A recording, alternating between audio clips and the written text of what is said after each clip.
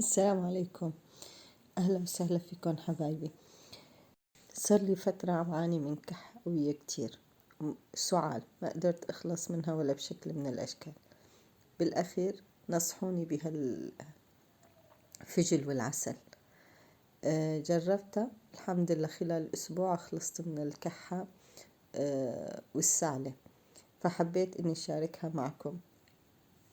بناخد فجلة متوسطة الحجم، نغسلها وبعدين بنشيل منها الشغلات اللي ما مرغوب فيها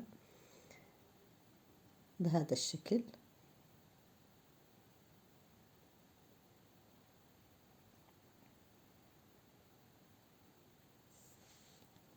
بعدين بنحاول انه نفتح فيها فجوة من النص. فينكم تستعملوا السكين، فينكم تستعملوا الناجوفة تاعت المحشي. فبنفتح فتحة من النص الفجلة، يعني بنحفرها مثل ما بنحفر الكوسة أو الباذنجان للمحشي، بس تتشكل معنا الحفرة المطلوبة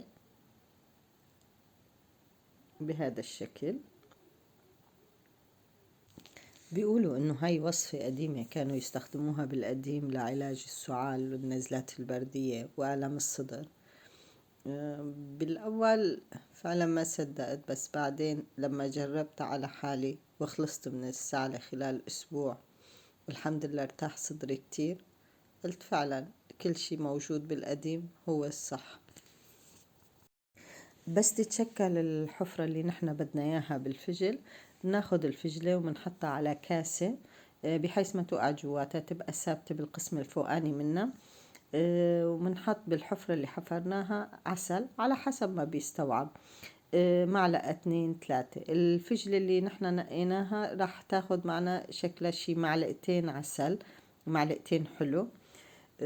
بنحطها، بنحط فيها عسل وبنتركها للصبح إذا عملناها المساء لهالعملية، أو للمساء إذا عملنا العملية الصبح. رح نلاقي هلأ بعد ما بنحط العسل مباشرة بلشت يتشكل، ينزل نقط من الفجل اللي نحنا عملناها بهذا الشكل اللي شايفينه هلأ.